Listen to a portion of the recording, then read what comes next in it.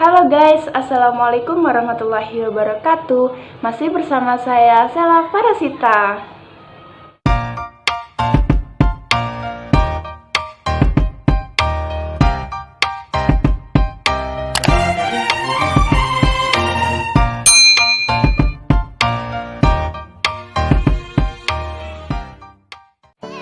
Untuk memulai videonya lebih lanjut, terlebih dahulu jangan lupa like, komen, dan subscribe. Nah, pada video kali ini saya tidak sendirian loh. Saya ditemani oleh teman-teman saya yang sangat saya sayangi.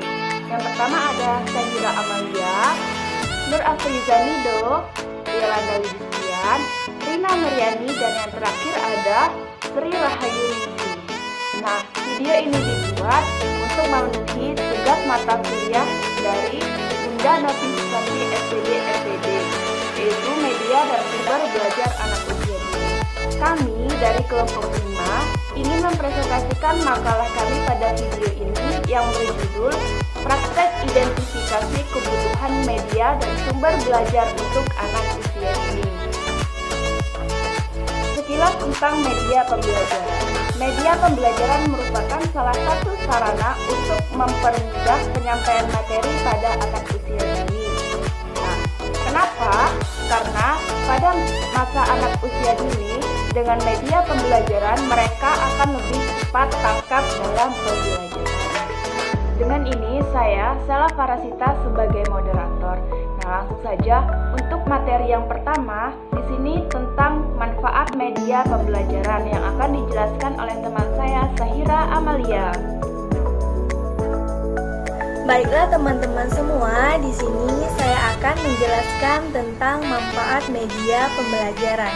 Yang pertama yaitu media pembelajaran dapat memperjelas penyajian informasi dan pesan sehingga proses mengajar kita dapat berjalan dengan lancar. Yang kedua yaitu mengatasi ruang lingkup, misalnya yaitu media yang terlalu besar bisa kita ganti dengan gambar ataupun realitanya saja.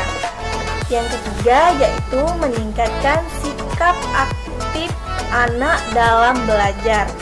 Yang keempat yaitu menimbulkan gairah atau motivasi dalam belajar anak. Yang kelima, yang selanjutnya yaitu memungkinkan interaksi antara anak dan lingkungan. Misalnya nih Bun, melalui karya wisata dengan mengunjungi kebun binatang. Yang keenam yaitu memungkinkan siswa belajar sendiri di rumah. Yang ketujuh yaitu yang terakhir memberikan rangsangan dan pengalaman anak. Terima kasih. Nah, setelah materi yang pertama, lanjut saja ke materi yang kedua. Di sini materi kedua akan membahas tentang jenis media pembelajaran yang akan dijelaskan lagi oleh teman saya, Nur Afriza Nido. Kepadanya kami persilahkan. Di sini saya akan menjelaskan tentang media pendidikan. Media pendidikan ada 3, yaitu media visual, media audio, dan media audiovisual. Baiklah, media visual ialah media yang hanya dapat dilihat. Jenis media ini sering digunakan oleh guru pada lembaga pendidikan anak usia dini untuk membantu menyampaikan isi dari tema pendidikan yang sedang dipelajari. Media visual terdiri atas proyek visual atau non-proyek visual. Biasanya media visual ini bisa digunakan dengan proyektor. Kedua, media audio. Media audio ialah media yang mengandung pesan dan dalam bentuk auditif atau hanya dapat didengar, yang dapat merangsang pikiran, perasaan, perhatian, dan kemauan anak untuk mempelajari tema tersebut. Contoh media audio yaitu program, kaset, suara, dan program radio. Dan yang ketiga, media audiovisual. Media audiovisual biasanya media ini merupakan kombinasi dari media audio dan media visual, atau biasa disebut dengan media pandang dengar. Dengan menggunakan media audiovisual, ini, maka penyajian isi tema kepada anak akan semakin lengkap dan optimis. Selain itu, media ini juga membantu guru-guru untuk menyampaikan pesan atau tugas yang akan mereka berikan kepada anak usia dini. Nah, untuk materi yang ketiga, di sini juga akan dijelaskan oleh teman saya, Yolanda Widistian, dengan materi pengadaan media pembelajaran. Kepada Yolanda, kami persilahkan. Tadi kan udah dibahas nih manfaat media pembelajaran, jenis-jenis media pembelajaran. Kali ini saya akan masuk ke materi selanjutnya, yaitu pengadaan media pembelajaran. Teman-teman udah tahu nggak sih pengadaan media pembelajaran itu apa? Kalau kalian belum tahu, ini yuk aku kasih tahu pengadaan media pembelajaran itu apa. Pengadaan media, sumber media pembelajaran itu merupakan suatu tindak lanjut dari manfaat jenis-jenis media pembelajaran. Kalaulah cuma ada manfaat dan jenis-jenis, kita harus mengadakan media pembelajaran itu tadi. Media pembelajaran haruslah diwujud oleh guru dan pihak sekolah. Jika tidak terwujud, maka media pembelajaran hanyalah sebagai wacana.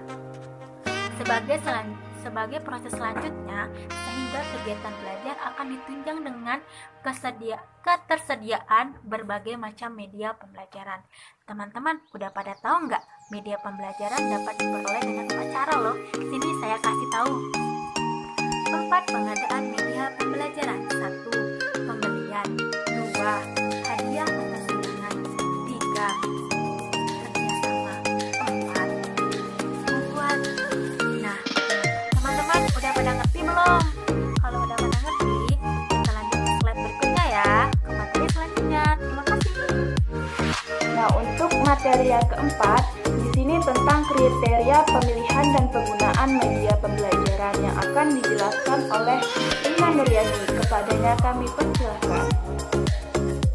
Baiklah, saya Rina Nuriani akan menyampaikan materi yang keempat yang berjudul kriteria pemilihan dan penggunaan media pembelajaran. Hal-hal yang perlu diperhatikan diantaranya adalah 1. Media yang ingin disampaikan harus sesuai dengan materi dan tujuan yang ingin dicapai. Yang kedua, alokasi waktu.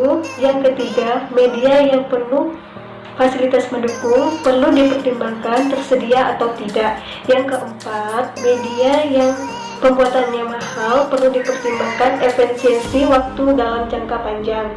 Yang kelima, strategi pembelajaran. Itulah hal-hal yang ingin saya sampaikan. Saya kembalikan kepada moderator. Terima kasih. Nah, untuk yang terakhir, yaitu materi tentang penggunaan dan evaluasi media pembelajaran yang akan dijelaskan oleh Sri Rahayu Ningsih. Kepadanya kami persilakan.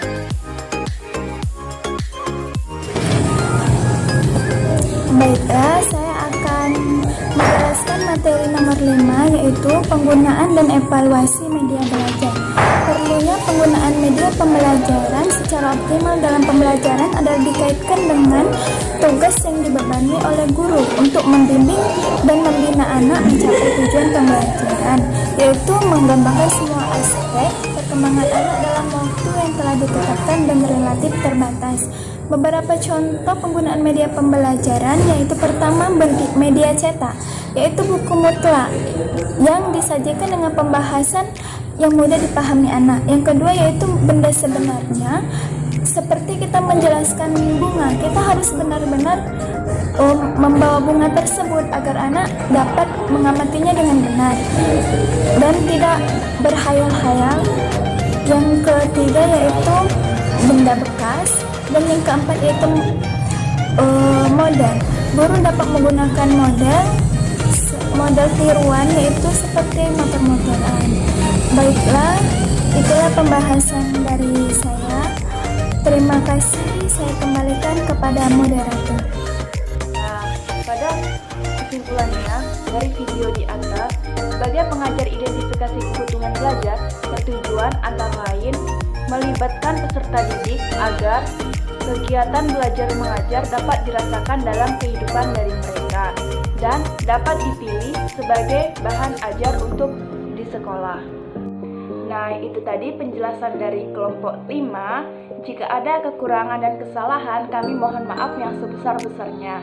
Saya Sela Parasita sebagai moderator dan saya akhiri. Wallahul muwaffiq ila aqwamit thoriq. Wassalamualaikum warahmatullahi wabarakatuh. Bye.